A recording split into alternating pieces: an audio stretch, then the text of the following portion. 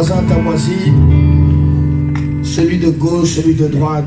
Et s'il n'y a personne à gauche et à droite, celui de derrière, celui de devant, salue-le, dis-lui, je suis content d'être là. Gloire soit rendue à Dieu. Alors, nous savons que dans notre assemblée, nous prenons la Sainte Seine, c'est-à-dire le repas royal, celui que le roi des rois Jésus-Christ a institué. Et pour cela, nous allons prendre une portion des Écritures dans le livre de 1 Corinthiens chapitre 11. Tu restes debout pour l'instant pour la lecture avec moi. 1 Corinthiens chapitre 11 et le verset 23. Ici, c'est l'apôtre Paul qui parle. Et j'aimerais te dire que l'apôtre Paul était un homme de la même nature que toi et moi. Et bien aimé, en réalité, nous sommes vraiment de la génération de Paul, parce que lui, il a connu Christ, pas en vivant avec lui, mais par révélation. Amen. Et bien aimé, les Écritures nous disent, dans 1 Corinthiens 11, 23, en effet, j'ai reçu le Seigneur ce que je vous ai transmis. Le Seigneur Jésus, la nuit où il a été arrêté, a pris du pain. Après avoir remercié Dieu, il le romput et dit, prenez, mangez, ceci est mon corps qui est rompu pour vous. Faites ceci en mémoire de moi. De même, après le repas, il a pris la coupe et a dit, cette coupe est la nouvelle alliance en mon sang. Faites ceci en souvenir de moi toutes les fois que vous en boirez. En effet, toutes les fois que vous mangez ce pain et que vous buvez cette coupe, vous annoncez la mort du Seigneur jusqu'à ce qu'il vienne. Bien-aimés, il est important de saisir que en réalité, le Christ, celui qu'on appelle le Seigneur Jésus-Christ, est venu non seulement réconcilier les hommes, ceux qui étaient de la génération passée, mais aussi celle de la génération future dans laquelle toi et moi nous sommes. Quelqu'un peut dire Amen? Amen. Ici, Christ est en train de donner et partager le dernier repas. J'aimerais te dire que ce qui est important dans la vie d'un homme, c'est ce qu'il fait en dernier dans sa vie. Et ici, bien aimé, Christ partageait son dernier repas. La Bible nous dit qu'il a pris du pain, qu'il a coupé, rompu, et qu'il a partagé à ses disciples, et il leur a dit, mangez, ceci est mon corps. Par la suite, il prend la coupe, il leur a aussi donné, et il a dit, cette fois-ci, voici la coupe de la nouvelle alliance. J'aimerais insister sur cela. Bien-aimé, si Christ dit, voici la coupe de la nouvelle alliance, c'est-à-dire qu'auparavant, il y avait une ancienne alliance. Celui qui boit, bien-aimé, du sang de Jésus, entre dans la coupe, pour pas dire dans la nouvelle alliance. Il y a une alliance, bien-aimé, qui était en train de perdurer sur les hommes. Et cette alliance n'a pas permis aux hommes d'être sauvés. Mais il n'y a que par la coupe de l'alliance, celle que Jésus a donnée, que les hommes sont sauvés. Amen. Il est important de comprendre que, bien-aimé, aujourd'hui, tu as la possibilité de rentrer dans la nouvelle alliance. Amen.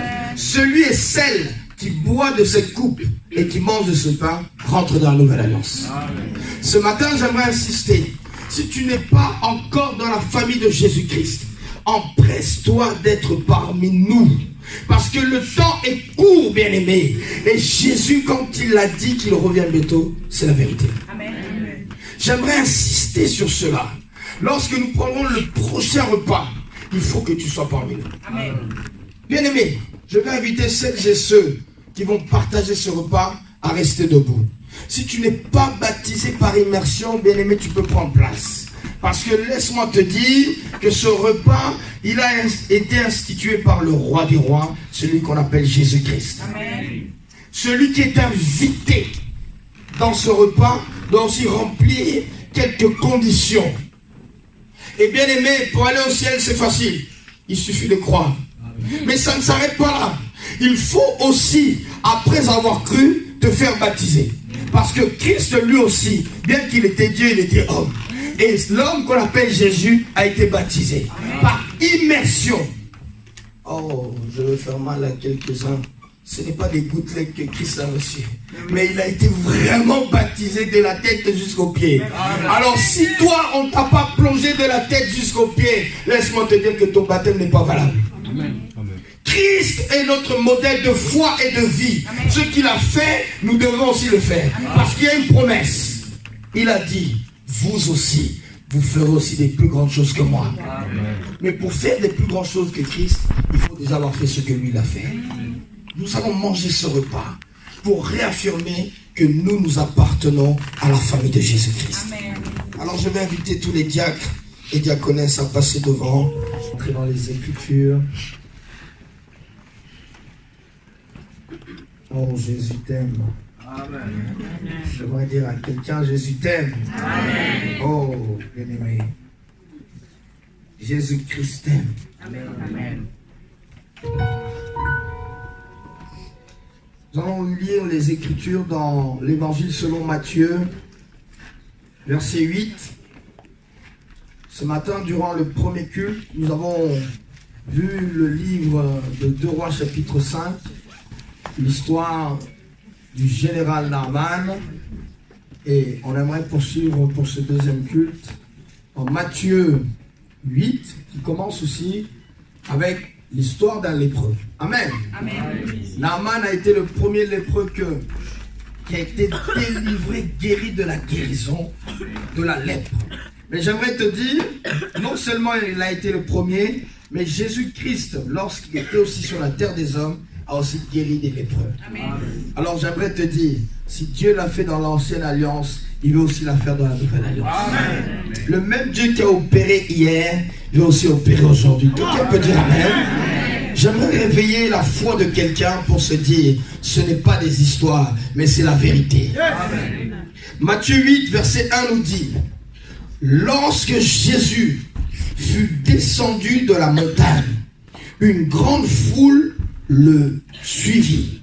Alors un lépreux s'approcha, se prosterna devant lui et dit, Seigneur, si tu le veux, tu peux me rendre pur. Verset 3, Jésus tendit la main, le toucha et dit, je le veux, sois pur. Aussitôt, il fut purifié de sa lèpre. Puis Jésus lui dit, fais bien attention d'en parler à personne, mais va te montrer au prêtre et présente l'offrande que Moïse a prescrite, afin que cela leur serve de témoignage. Verset 5. Alors que Jésus entra dans la ville de Capernaum, un officier romain l'aborda et le supplia en disant, Seigneur, mon serviteur est couché à la maison, atteint de paralysie, et il souffre beaucoup. Verset 7. Jésus lui dit, j'irai et je le guérirai. Amen. J'aimerais déclarer aujourd'hui, c'est Jésus qui va aller et il va te guérir. L'officier répondit, Seigneur, je ne suis pas digne que tu entres sous mon toit, mais dis seulement un mot et mon serviteur sera guéri. En effet, moi aussi, je suis un homme soumis à des autorités, à des supérieurs. J'ai des soldats sous mes ordres. Et je dis à l'un, pars, et il part. À un autre, viens, et il vient. À mon esclave, fais ceci, et il le fait. Verset 10. Alors, après l'avoir entendu, Jésus fut dans l'admiration. Et il dit à ceux qui le suivaient, je vous le dis, en vérité, même en Israël, je n'ai pas trouvé une aussi grande foi. Or, je vous le déclare, beaucoup viendront de l'Est et de l'Ouest et seront à la table avec Abraham, Isaac, Jacob dans le royaume des cieux. Mais ceux à qui le royaume était destiné seront rejetés dans les ténèbres extérieures, où il y aura des pleurs et des grincements de dents. Verset 13. Puis Jésus dit à l'officier, vas-y, sois traité conformément à ta foi. Et au même moment, le serviteur fut guéri. Amen.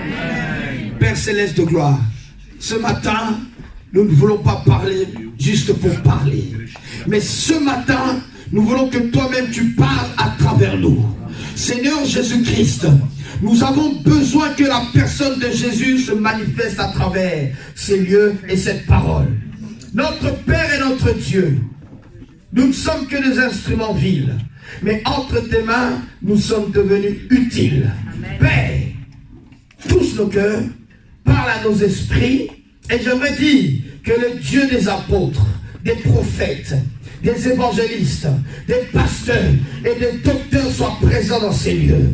Je prie que Seigneur, que le Dieu de l'Alliance et de notre Père, Papa Antonio, soit là aussi ce matin. Parce que le Dieu Tout-Puissant marche avec lui et qu'il marche aussi avec nous ce matin au nom de Jésus-Christ. Père, merci pour ta parole que tu nous envoies ce jour. En ton nom, Père, nous avons ainsi prié. Amen. Amen. Tu peux donner notre temps d'acclamation et prendre place. Je garderai avec moi le bien-aimé au piano et même le batteur aujourd'hui. Le batteur, reviens à ta place. Alors, bien-aimé, j'aimerais nous saluer, évidemment, par le précieux nom de Jésus-Christ. J'aimerais encore honorer, évidemment, un chacun de vous. Parce que ce qui est important, bien-aimé, évidemment, nous sommes dans la maison du Seigneur ce matin, mais le Seigneur utilise toujours des personnes pour nous parler. Amen. Amen. Je pense que tu trouveras étonnant qu'un jour un animal se présente devant toi, ton chien puisse te parler, mais Dieu utilise toujours un homme pour parler aux hommes. Et cela est très important d'honorer, bien-aimé, les ministres qui sont véritablement la bouche autorisée de Dieu. Amen. Amen. Ne t'en fais pas pour le micro, les bien-aimés sont en train de travailler et ils nous aideront pour cela. Amen. Amen. Je me rappelle simplement qu'à l'époque de Jésus, il n'y avait pas de micro. Et l'évangile a été annoncé, oui ou non? Amen. Alors, peu importe, bien-aimés, la qualité du matériel sonore, aujourd'hui nous parlerons de Jésus-Christ. Alors vous allez m'aider, bien-aimés, à honorer les ministres de la maison, à savoir maman évangéliste sous vos acclamations. L'évangéliste Prospère, bien-aimé, ainsi que le pasteur Moïse, bien-aimé, qui est présent parmi nous ce matin. Ah, je croyais que tu allais acclamer plus fort que ça. Toi qui es là, ami de gloire, est-ce que tu peux pousser les cris de joie? Oh, le Dieu de l'éternité n'a pas encore fini. Ce matin, j'aimerais que tu réalises que Dieu n'a pas encore fini avec toi. Amen. Nous l'avons dit durant le premier culte, Naaman le général a été le premier guéri de la lèpre. J'aimerais te dire que le temps des miracles n'est pas fini. Alléluia. J'aimerais te donner le thème de ce deuxième culte. Écris-le bien. Dis seulement un seul mot. Je répète, dis seulement un seul mot. Dis à ton voisin, dis seulement un seul mot. Mais c'est pas lui qui va dire un mot, c'est Jésus. Dis, répète-lui, dis seulement un seul mot. Bien-aimés, nous sommes nombreux à venir à l'église, mais à chacun de nous vient avec ses doléances. C'est drôle, de frères et sœurs peuvent être assis à côté. La sœur va peut-être demander, Seigneur, fais-moi grâce d'avoir un beau mariage, d'avoir des enfants. Et le frère à côté va dire, Seigneur, fais-moi grâce d'avoir des papiers, d'avoir une situation, un travail. Tout seulement pour dire, là où nous venons avec chacun de nous avec ses doléances. Mais il faut comprendre une chose. Dieu est capable de rentrer dans tes faiblesses pour tout simplement t'apporter la guérison nécessaire pour ta vie. Amen. Beaucoup d'entre nous, nous venons à l'église avec beaucoup d'apparats. Heureusement, nous sommes venus avec nos vêtements. Sinon, ce serait atteinte à la pudeur quand même. Mais bien aimé, comprends une chose. Les vêtements peuvent cacher ton intimité. Mais Jésus-Christ est capable de guérir ton intimité. Amen. Ce que tu caches à tout le monde, Jésus veut le guérir. J'aimerais dire à quelqu'un ce matin, Matthieu 8 commence par ce fameux lépreux.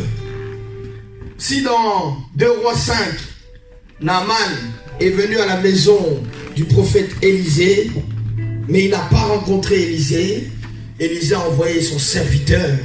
Mais ici, dans Matthieu 8, on voit que ça commence aussi avec un lépreux. Mais ce lépreux, il s'est mis à genoux devant Jésus-Christ. Bien aimé, il est impossible que tu te mettes devant Jésus-Christ à genoux et qu'il ne te fasse pas du bien. Amen. Celui et celle qui se mettra à genoux ce matin devant Jésus-Christ aura ce que son cœur désire. Amen. Cet homme, la Bible nous dit qu'il s'est mis à genoux devant Jésus. Jésus lui a dit, que veux-tu que je fasse? Il lui a dit, je veux être guéri. J'aimerais que tu puisses avoir une foi audacieuse ce matin. Ce que tu vas demander à la personne de Jésus-Christ, le Seigneur va te répondre. Et la Bible nous dit, quand le lépreux a dit cela, Jésus lui répondit, va et sois pur. Ce matin, j'aimerais te dire, la foi est l'ingrédient qui est vraiment très nécessaire pour un homme qui croit à la personne de Jésus-Christ. Nous avons été sauvés par la foi. Il est impossible de dire que tu es chrétien mais tu n'as pas la foi. C'est comme pour dire que toi tu es dans un avion mais cet avion n'a pas de carburant. Celui qui est chrétien doit aussi avoir l'essence qu'on appelle la foi. Parce qu'un avion sans carburant ne peut prendre son envol et encore pire continuer sa route. Ce matin j'aimerais te dire, tu as besoin de ce carburant qu'on appelle la foi. Sans la foi, bien aimé, non seulement tu ne seras pas sauvé, mais tu ne pourras pas vivre les effets de la résurrection de Jésus-Christ. Amen. Il est important de saisir que, bien aimé, quand Christ guérit ce lépreux, ça ne s'est pas arrêté là. La Bible nous dit qu'un soldat est venu aborder Jésus. Amen. Jésus rencontrait tout type de personnes. Il a commencé avec le lépreux, verset 1. Et lorsque nous arrivons au verset 5, la Bible nous dit un officier romain. Dans d'autres versions, tu pourras lire que c'était un centenier. Un centenier est venu s'approcher de Jésus. Et il lui a donné, bien aimé, sa doléance, sa demande. Nous tous qui sommes venus ici ce matin, nous avons des demandes. Qui a une demande ce matin? Amen. Alors, comprends une chose. Pour demander quelque chose à quelqu'un, il faut remplir 2 conditions. Toi qui note bien ces choses. Tu verras que pour demander quelque chose à quelqu'un, il faut remplir 2 conditions. La première, la personne à qui tu demandes, il faut qu'elle ait la bonne volonté de te donner. Ça, c'est la première condition. Si elle a la bonne volonté, tu vas formuler, bien aimé, la deuxième condition. La deuxième condition, c'est si cette personne a la capacité de te donner ce que toi tu as besoin. Si à ces 2 conditions tu réponds oui, tu formules ta demande. J'aimerais donner un exemple. Frère Zino, mets-toi debout s'il te plaît. Nous voyons le frère Zino ici présent. Si je vais vers lui et que je lui demande de me donner un avion, est-ce qu'il a la capacité de me donner un avion?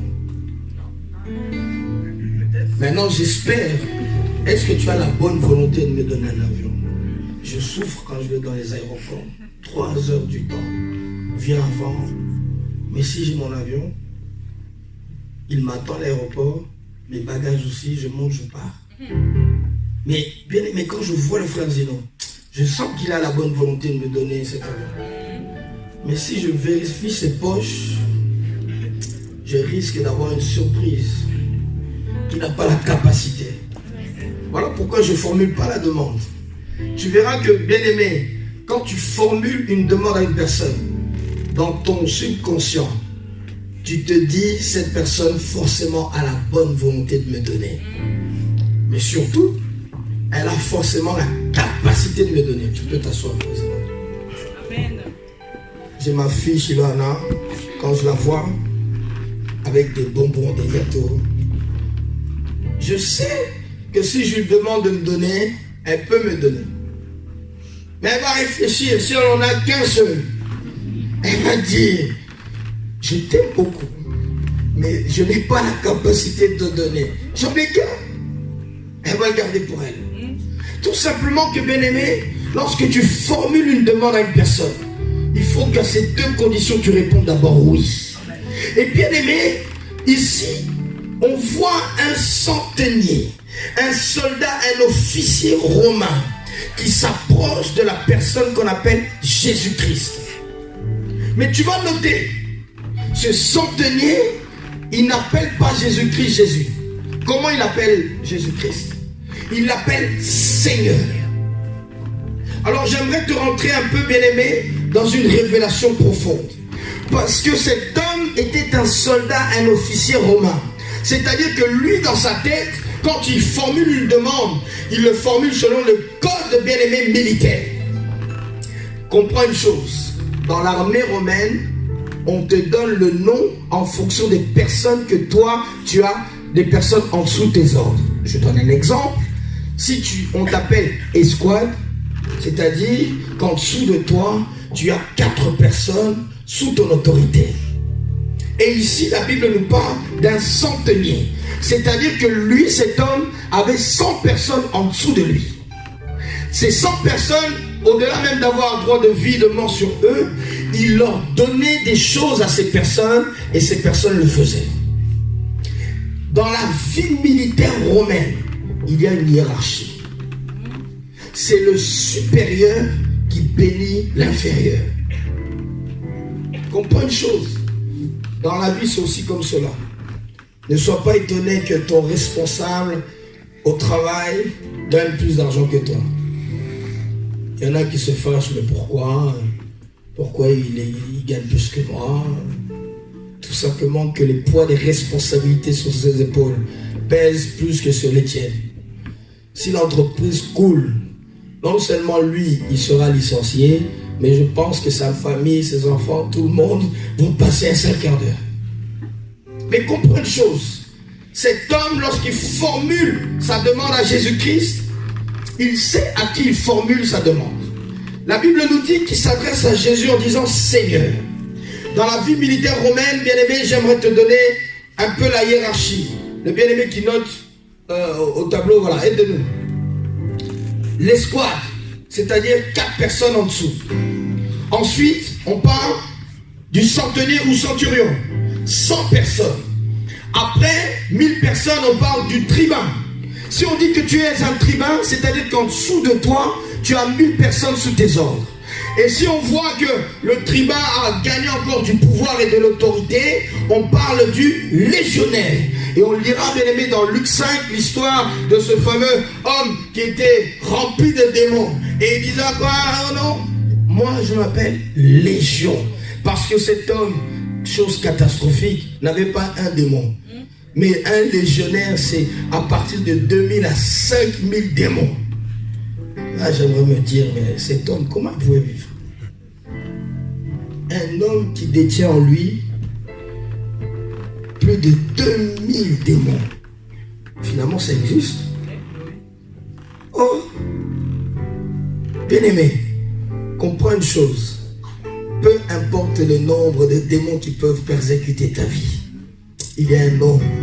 S'il dit simplement un seul mot. Amen. Un seul. Amen. Et bien aimé, après le légionnaire, il y a ce qu'on appelle le dominateur. C'est-à-dire, quand le légionnaire a pris pouvoir d'une domination, on l'appelle le dominateur. C'est-à-dire qu'en dessous de lui, il y a encore plus de personnes. Et après, bien aimé, le dominateur, il y a celui qui va gagner des principautés. C'est-à-dire, si toi, tu es un dominateur et que tu gagnes un prince, tu deviens une principauté.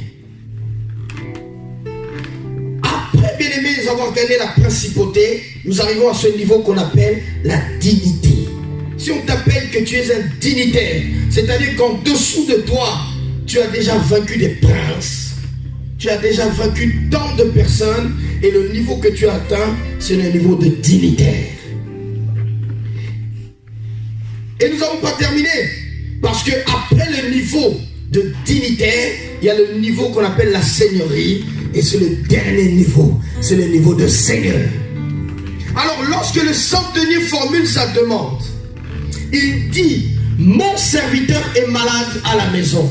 Je formule ma demande à toi qui es Seigneur, c'est-à-dire celui qui a la hiérarchie militaire. Moi qui suis centenier, qui a 100 hommes en dessous. Lorsque je dis à l'un va, il va. Lorsque je dis à l'autre viens, il vient. Et lorsque je dis à l'autre part, il part. Eux obéissent parce qu'ils sont 100. Mais toi qui es le Seigneur, peu importe les dominations, peu importe les principautés, Paul dira dans Ephésiens 6:12, nous n'avons pas à lutter contre la chair et le sang, mais au contraire contre les principautés, contre les dominations, contre les esprits impurs. Pourquoi Paul parlait comme cela? Paul était un soldat de nature. Il a fait la vie militaire romaine. Et lui, il savait, ce n'étaient pas des histoires qu'il parlait. Quand il parlait des dominations, il parlait des hommes qui dominaient des nations. Lorsqu'il a parlé des principautés, il parlait des princes qui dominaient la région. Mais la Bible dit, Ephésiens 6:12, nous n'avons pas à lutter contre la chair et le sang, mais contre les dominations et contre les princes de ce monde. Bien-aimé, ce matin, toute domination va tomber par le nom de Jésus. Ce matin, les princes qui s'étaient levés contre ta famille, les princes qui s'étaient levés contre tes études, contre ta santé, doivent tomber par le nom de Jésus. Alors le centenier, quand il formule sa demande, il savait à qui il formulait sa demande. Il formulait sa demande à la personne qui arrivait au sommet de la hiérarchie militaire romaine. Et ce que tu dois saisir, bien-aimé, quand toi tu formules une demande à Jésus-Christ, tu ne parles pas à un homme ordinaire, mais tu parles à un homme dont le vent obéit, dont la mort obéit et dont les esprits méchants obéissent. J'aimerais te dire que Jésus-Christ n'est pas que simplement le prince de ce monde, mais il est aussi le prince des esprits. Peu importe les esprits qui veulent persécuter ta vie, par le nom de Jésus, Dieu a brisé toute domination et toute principauté par son nom puissant et glorieux. Réalise, bien-aimé, parce que je crois que tu n'as pas saisi.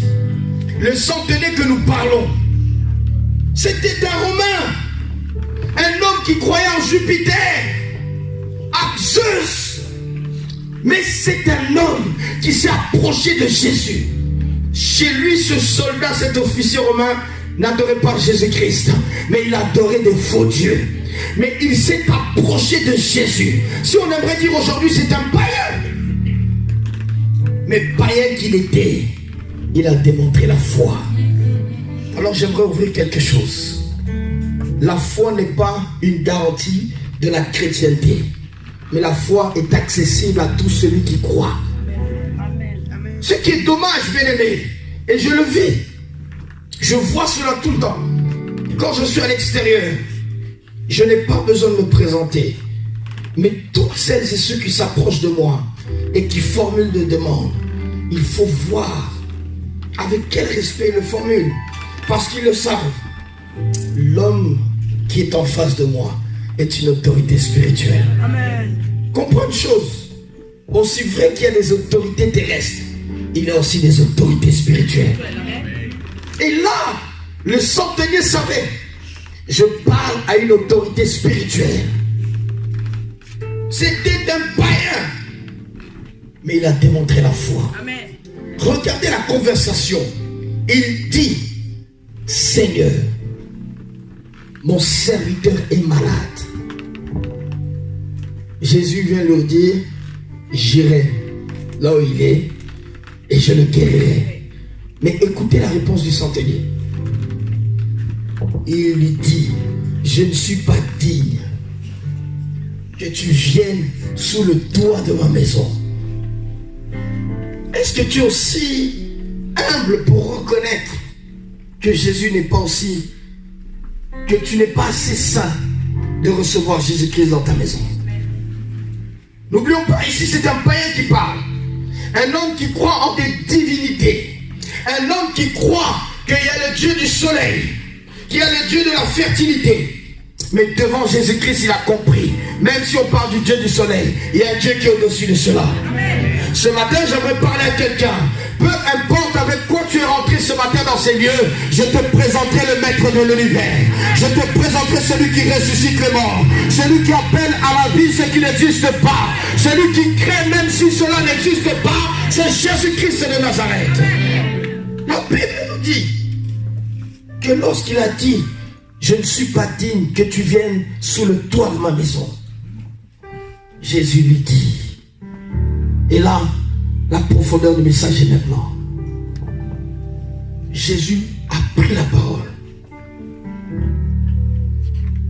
d'un air très admiratif en disant, je n'ai jamais vu une aussi grande foi en tout Israël. Je vais m'arrêter un peu ici. Quand Jésus fait cela, ce constat, quand il dit dans tout Israël, non seulement dans les générations passées, mais jusqu'à l'époque à laquelle il parlait. C'est-à-dire, même dans Moïse, je n'ai pas vu une telle foi. Même dans le peuple juif, je n'ai pas vu une telle foi. Tous ceux qui sont passés avant cet homme n'avaient pas démontré une aussi grande foi. Bien-aimé, tu as la possibilité de rendre Jésus-Christ admiratif, bien-aimé. La Bible dit qu'on l'appelle le consommateur de la foi. Oui, Jésus-Christ mange. La nourriture de Jésus, c'est ta foi. Plus tu démontres la foi et plus Dieu va agir dans ta vie. Ce matin, j'aimerais que tu sois comme le centenier et démontre la foi. Parce que Christ a une nourriture qu'on appelle la foi. Qui veut alimenter, faire manger Jésus-Christ ce matin? La nourriture de Jésus, c'est ta foi. Celui qui va nourrir Jésus-Christ par sa foi va recevoir sa bénédiction dans ce matin. Qui a la foi ce matin, qui est capable de nourrir Jésus-Christ, non pas d'une nourriture périssable, mais d'une nourriture céleste qui va rendre Jésus-Christ admiratif, bien-aimé. La Bible nous dit, Jésus est resté en admiration face à la foi de cet homme, bien-aimé. J'aimerais dire à quelqu'un, depuis que tu pries, est-ce que ta foi a arrêté Jésus-Christ? De dire, même si toute la famille a dit que cet homme va mourir, j'irai dans cet hôpital, je lui imposerai les mains par la foi et cet homme va recevoir la vie. Qui peut parler comme cette maman au Brésil? Elle a dit, mais c'est un délinquant et mafieux. D'ailleurs, on l'a tué. Mais elle a parlé à Dieu. Là où elle était dans son salon, elle a dit, Dieu, tu m'avais dit par la foi que mon fils, je ne le verrai pas mourir. Sans parler de l'évangile. Y a-t-il quelqu'un qui a la foi ce matin? Une foi non limite. Une foi qui est capable de voir. Même Dieu te dit la mort. Toi tu dis c'est la vie. Je ne mourrai pas. Mais j'annoncerai les merveilles de l'Éternel. J'aimerais réveiller quelqu'un qui croit que Jésus-Christ est le consommateur de la foi. Bien-aimé, il est important de saisir. C'était un païen qui parlait. Il n'allait pas à l'église. Il n'ouvrirait pas la Bible. Il n'a même pas fait les 12 jours de jeûne et prière. Il avait Jupiter dans son salon. Mais il a démontré la foi. Maintenant, toi qui sais que c'est Jésus-Christ le Sauveur, Jésus-Christ est le chemin, la vie et la vérité. Il a dit seulement un mot. J'aimerais dire à quelqu'un, le Jésus que nous servons, il ne va pas dire beaucoup de paroles. Un mot suffit. Un mot suffit pour éradiquer la sorcellerie de ta famille. J'aimerais dire à quelqu'un, même si les sorciers paternels, maternels se sont réunis contre ta vie, par le nom de Jésus, par un seul mot, leur domination, leur principauté vont s'arrêter au nom de Jésus. J'aimerais parler à quelqu'un, un seul mot de Jésus va éradiquer le cancer de ta vie. Un seul mot de Jésus va éradiquer le sida de ta vie. Un seul mot de Jésus va anéantir, bien-aimé, la délinquance de ta vie. Un seul mot de Jésus va éradiquer le péché de ta vie. Dis seulement un seul mot.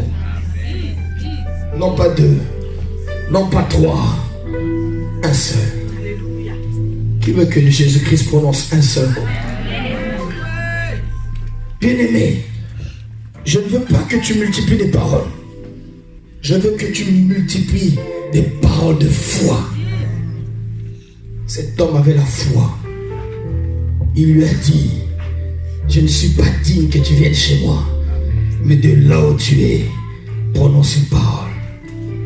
Et un païen qui parle de cette manière, mais toi qui sais que c'est Jésus qui sauve, est-ce que tu ne peux pas prononcer, formuler cette demande à Christ?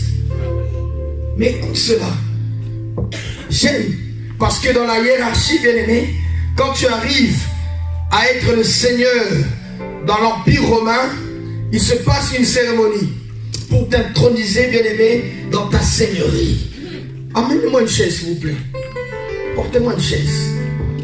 Parce que, bien-aimé, dans l'Empire romain, quand tu atteignais le niveau qu'on appelle la seigneurie, il se passait une cérémonie importante. L'empereur romain était assis sur son trône. Et à sa droite, il mettait une chaise vide. Celui qui avait tué un prince, non, celui qui avait capturé un prince, emmenait ce prince vivant jusqu'à Rome. Parce que s'il le tuait, on allait dire ça c'est une escroquerie. Non, il fallait qu'il emmène ce prince vivant. Et lorsque ce prince arrivait à Rome, on l'avait lié, et lui, et ses lieutenants, et ses caporaux, eux tous, derrière ce fameux prince. Quand il arrivait à Rome, on le jetait à terre, devant cet homme qui allait être intronisé comme Seigneur. Et la Bible nous explique que par la suite, quelle était la cérémonie? L'homme qui avait vaincu ce prince devait monter dessus. Oh, sortez-moi des chaises. Il n'y a pas d'option cette chaise-là. Donnez-moi une vraie chaise. Il y avait une émission quand j'étais jeune qui s'appelait Vidéo Guide. Tu voulais, j'arrive dans Vidéo Guide. Alors la cérémonie nous expliquait que cet homme qui était prince, qui avait gagné un autre prince, il devenait seigneur parce qu'il a marché sur cet homme couché. Écoutez, l'histoire nous dit que lorsqu'il était intronisé comme seigneur, tous les lieutenants, tous les caporaux, les soldats de cet homme, il avait pouvoir de vie et de mort sur eux. Bien-aimé, donnez-moi s'il vous plaît psaume 10, 110. Écoute, bien-aimé, la profondeur. Le psaume 110 nous dira, rapidement, psaume 110, verset 1. Ce qu'il est important de saisir, c'est que lorsque cet homme est devenu Seigneur, il a pouvoir de vie sur toutes les personnes qui étaient en dessous de ce prince. Psaume 110 nous dit, parole de l'Éternel à mon Seigneur. Nous parlons de qui? D'un Seigneur. Assieds-toi à ma droite jusqu'à ce que je fasse de tes ennemis mon marchepied. Je te dis que ce matin, tes ennemis, tu vas marcher sur eux comme cela. Et Dieu va faire que tes ennemis seront ton marchepied. Parce que tu auras vaincu le prince. Parce que tu auras vaincu les dominations. Je ne sais pas comment ils s'appellent, mais tu marcheras sur eux. Et ils deviendront ton marchepied. Je déclare sur ta vie que Dieu fait du cancer qui te devient maintenant ton marchepied. Que Dieu fait de ta pauvreté, que là où tu es, ton marchepied. Que Dieu fait de ton infirmité, ta maladie, ton marchepied. Je le déclare comme prophète. Aujourd'hui tu marches dessus et tu en fais ton marchepied. Que celui qui croit cette parole, qui dit amen, que si tu dis amen, que cette parole s'attache à toi. Que si tu dis amen, que Christ te dépende encore sur toi. Peu importe la domination. Je déclare et déclare que sur ta vie, que tes ennemis tu en feras ton marchepied. Tu marcheras devant eux, tu marcheras au-dessus d'eux. Si Christ a dit dans le psaume 110, je ferai de tes ennemis ton marchepied.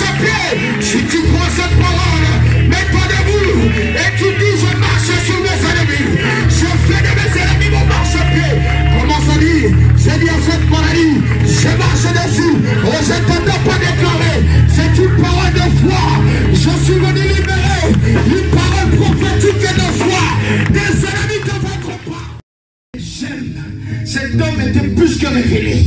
Parce qu'un païen a compris le mystère. Parce que lui, il est allé, bien aimé, par la foi, plus vite que les autres. Je vais t'expliquer en 2-3 mots. Cet homme a compris que si le Jésus physique était limité, la parole de ce Jésus traverse la distance.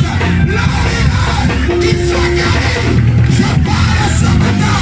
Jésus physique est au ciel. Mais sa parole demeure. Que l'entier rencontre ta miracle. Que l'entier, que la parole te touche. Que l'entier, que ça touche tes ennemis. Que l'entier, que ça passe. Que ça impacte ta vie. Oh, si tu crois cette parole de toi, si tu crois cette parole de Dieu, la parole de Dieu traverse le temps, traverse les époques. Elle est terrifiable. Oh, elle est instoppable. Le ministère de l'ennemi enseigné. Dieu a éradiqué par sa parole. Cet homme a compris un mystère. Il n'avait plus besoin du Jésus physique.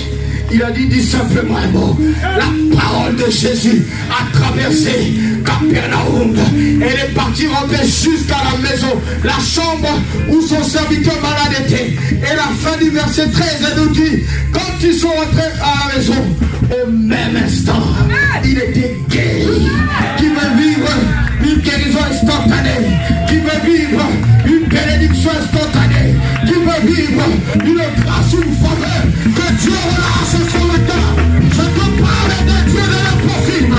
Je te parle de Dieu qui guérit à distance. Je te parle de Dieu parce que sa parole est là. Commence à prier, commence à prier, commence à prier. Tu pries de Dieu. Nous qui dormons sur les principautés. Je te parle de Jésus. Je te parle de Jésus. Je te parle de Jésus. Je te parle du Seigneur, le Sauveur, le Maître de temps, le Maître de temps, le Seigneur Jésus, le Seigneur Jésus, le Seigneur Jésus, le Seigneur Jésus, le Seigneur Jésus. Parle, parle, parle. Je la basili, carabasé, récabasso, la baba, récababosa, un mot contre le sida, un mot contre le cancer, un mot contre les échecs, un mot contre les impossibilités. C'est un temps favorable, bien aimé. Un temps de la foi, un temps de la foi. Cet homme qui a démontré la foi était un païen, mais il est rentré dans la révélation. Il a dit Jésus dit avant, Jésus dit avant. Et là où il est mon serviteur, il sera guéri. Récababosa, récababosa, récababosa, récababosa, récababosa. Je te parle du nom du Seigneur. Je te parle du nom du Seigneur. Jéhovah, le babosa, le cababosa, le cababosa. Un bon Jésus. Tu es mon Yahweh. Le cababosa, le cababosa, le cababosa. Priez, priez, priez. Demandez-moi de Jésus. Demandez-moi de Jésus. Demandez-moi de Jésus. Demandez-moi de Jésus. Rakabababoska. Rekabababoska. Siabababoska. Un mot, Rekababoska. Un mot de Jésus. Un mot de Jésus. Un mot de Jésus. Il va éradiquer la sorcellerie de ta famille. Un mot de Jésus. La maladie s'en va. Non pas 2, 3, 4 mots, non. Le mot de Jésus suffit pour détruire les dominations, les principautés, peu importe leur nom, les légions. Un mot de Jésus suffit. Un mot de Jésus suffit. Sa parole, le peuple priait et sa parole est guérie. La parole de Jésus guérit. La parole de Jésus amène à l'existence ce qui n'existe pas. Je vais devoir prier. Je vais devoir prier par la foi. Et par la mémoire.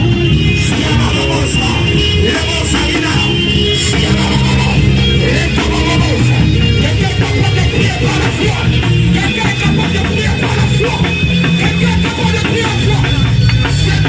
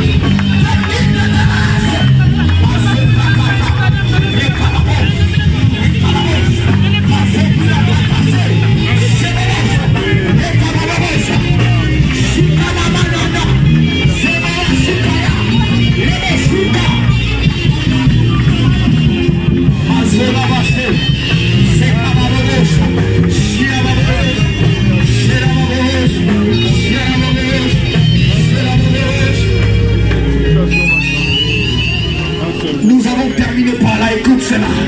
Nous avons terminé par là. La Bible nous dit que Jésus est parti dans la ville de Béthanie. La Bible nous dit que Marthe et Marie ont annoncé. Et ils ont dit, Jésus, tu viens déjà en retard. Ton ami Lazare, ça fait déjà 4 jours qu'il est mort. Et là, il nous dit, ils sont déjà.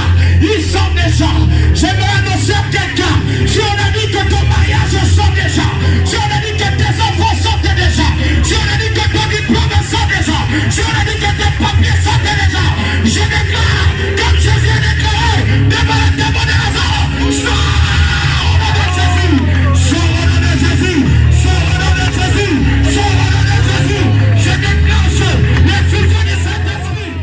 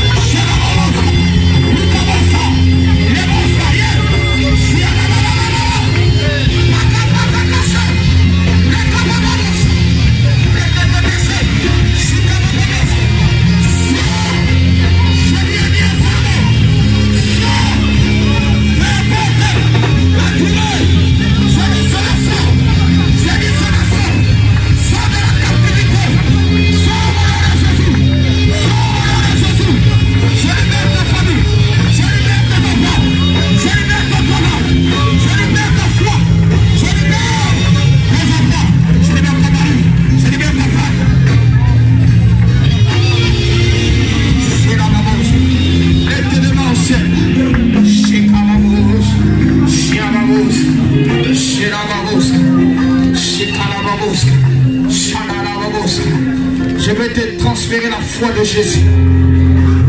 Marthe et Marie avaient la foi, mais elle n'était pas égale à la foi de Jésus. La foi de Jésus, lui qui est le consommateur de la foi, lorsqu'il est arrivé à Béthanie, il n'a pas fait beaucoup de prières. Il a dit, roulez-moi la pierre.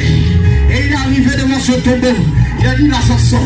Lazare était avec des bandelettes, mais il est sorti. J'aimerais te transférer la foi de Jésus. Les pierres étaient de Nahum, parce que tu vas recevoir la foi de Jésus. À partir d'aujourd'hui, tout ce que tu déclaras par la foi, cela va s'accomplir. Si tu déclaras des choses impossibles selon les hommes, mais Jésus va les rendre possibles. Les deux Nahum.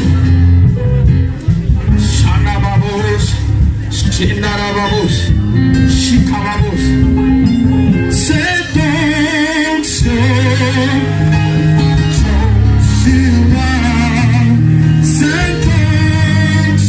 c'est donc sur moi que la puissance du Saint-Esprit tombe sur moi, c'est donc sur moi.